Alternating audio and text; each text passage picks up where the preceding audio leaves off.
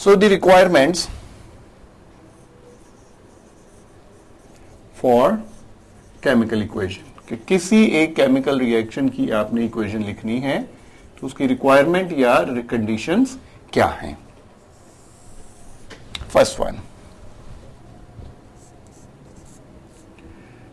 It should, सबसे पहली बात यह है कि it should represent a chemical reaction.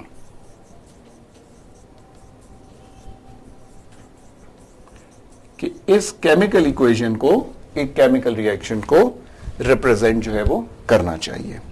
Number two, the equation should be balanced,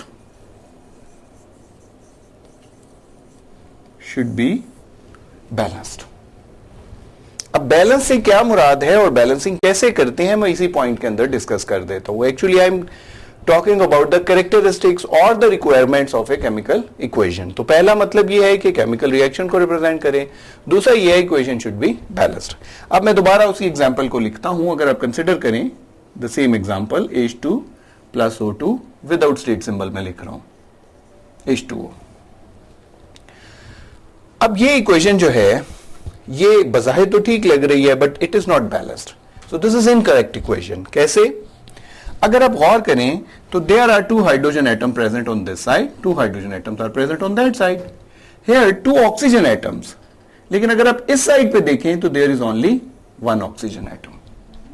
तो इसका मतलब यह है कि एक ऑक्सीजन का एटम कहां गया? According to law of conservation of mass,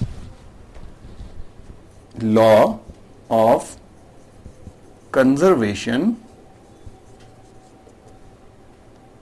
of mass state करता है कि किसी मास को आप, you can neither create a mass nor you can disappear a mass, कि mass can neither be created nor disappeared in a chemical reaction। इसका मतलब आसान लफ्जों में, सिंपल वर्ड्स में कहने का मकसद यह है कि number of atoms present on this side should be equal to the number of atom present on that side, क्योंकि ये वाले जो एटम्स हैं they are coming actually from these atoms.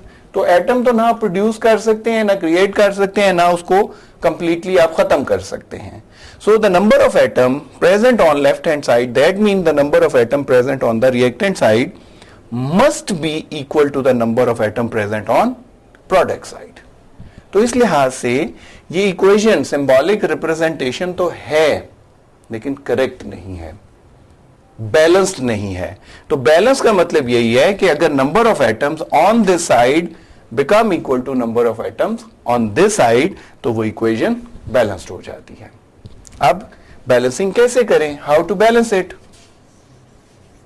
Balance नहीं करेंगे तो वो इक्वेशन गलत होगी।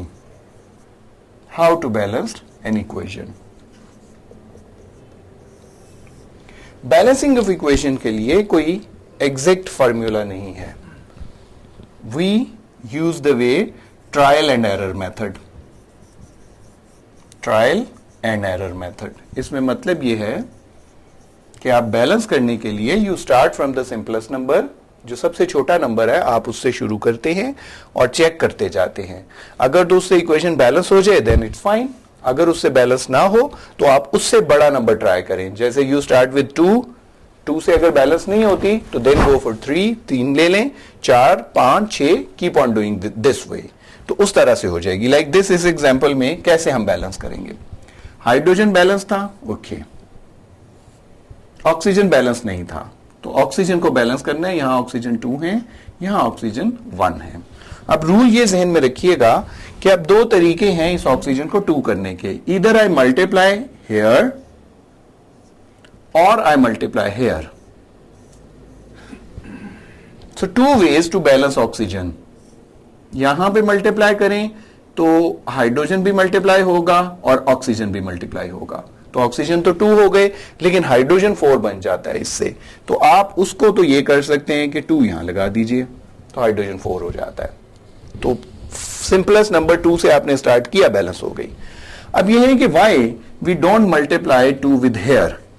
जब यहां आप 2 लिख देते हैं तो तो एक पानी के मॉलिक्यूल के अंदर 2 हाइड्रोजन और 2 ऑक्सीजन एटम बन जाते हैं, विच इज रॉन्ग, क्योंकि by rule the composition, percentage composition of a compound is always fixed.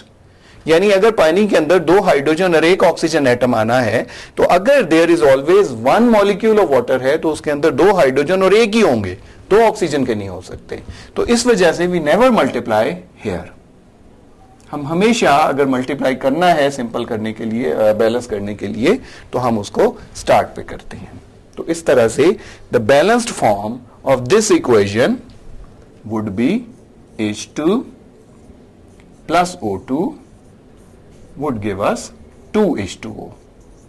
तो ये बैलेंस हो जाएगी, 4 hydrogen, 2 oxygen, 2 oxygen. So this is a balanced equation. This is how we write the balanced equation. Third characteristic of an equation. Third thing ये है,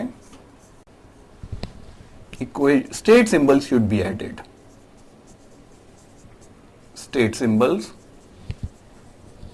should be added. जैसे मैंने शुरू equation लिखी थी तो मैंने उनको स्टेट सिंबल्स के साथ लिखा था।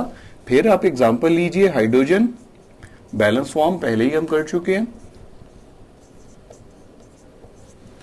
तो आप इनके जो स्टेट सिंबल्स हैं, यानी जिस फिजिकल स्टेट में they exist at room temperature, वो मेंशन करिए। हाइड्रोजन गैस की फॉर्म में एग्जिस्ट करता है, गैस लिखिए। ऑक्सीजन गैस की फॉर्म में करता है, गैस लिखिए। वाटर गैशियस फॉर्म में, चूंकि ये रिएक्शन जो है एट ए हायर टेम्परेचर होता है, तो पानी जो प्रोड्यूस होता है in the form of gas produce होता है, तो राइट इट गैस। अगर आप इसको कूल कर लेते हैं, लिक्विड के फॉर्म में प्रोड्यूस हो रहा है, तो आप यहां पे एल लिखें। सो स्टेट सिंबल क्या क्या है? G for gaseous state, small l for liquid state, S for solid state, और इनसॉलेबल भी। अगर इनसॉलेबल भी होगा तो उसको S से रिप्रेजेंट करेंगे। AQ will be use for aqueous, that mean soluble in water, कि पानी के अंदर डिसॉल्व है। और सम टाइम अगर सॉलिड जो है वो प्रेसिपिटेट्स की फॉर्म में होगा तो PPT लिखे जाएंगे। PPT मीन्स प्रेसिपिटेट्स, मीन्स है तो solid but not settled down. Settled down नहीं है, रादर सस्पेंडेड है, बट रादर सस्पेंडेड, यानी उसी पानी के अंदर सॉलेबल भी नहीं है, सस्पेंडेड है। सॉलेबल होगा तो क्लियर सॉल्यूशन बन जाएगा। तो ये स्टेट सिंबल्स आप यूज कर सकते हैं। Then fourth characteristic, the equation should be brief. Should be brief, simplest. इसकी एग्जाम्पल में फिर उसी एग्जाम्पल को हम लेते हैं और ये मैं समझाता हूं। We have 2H2 gaseous plus O2 gaseous gives us 2H2O gaseous। अब देखिए, अगर मैं इस इक्वेशन के साथ 4 लिखूं, यहां 2 लिखूं और यहां पे 4 लिखूं, तो देखिए ये पहली तीनों कंडीशंस पूरी कर रही है। इट्स रिप्रेजेंटिंग केमिकल रिएक्शन, ठीक। It's accompanied by state symbols, ठीक। Is it balanced? Right, it is balanced. 8 hydrogens, 8 hydrogens, 4 oxygens, 4 oxygens, but still the equation is not correct. Equation ठीक नहीं है, because equation का लिखने का मकसद ही simplicity है। तो the equation should be the most simple one। इस तरह से equation बज़ाहिर ठीक लगती है लेकिन simple नहीं है। That means equation should be brief। So minimum जिससे आप इसको बैलेंस कर सकते हैं, that is 2। So this is the correct equation। Then the fifth thing,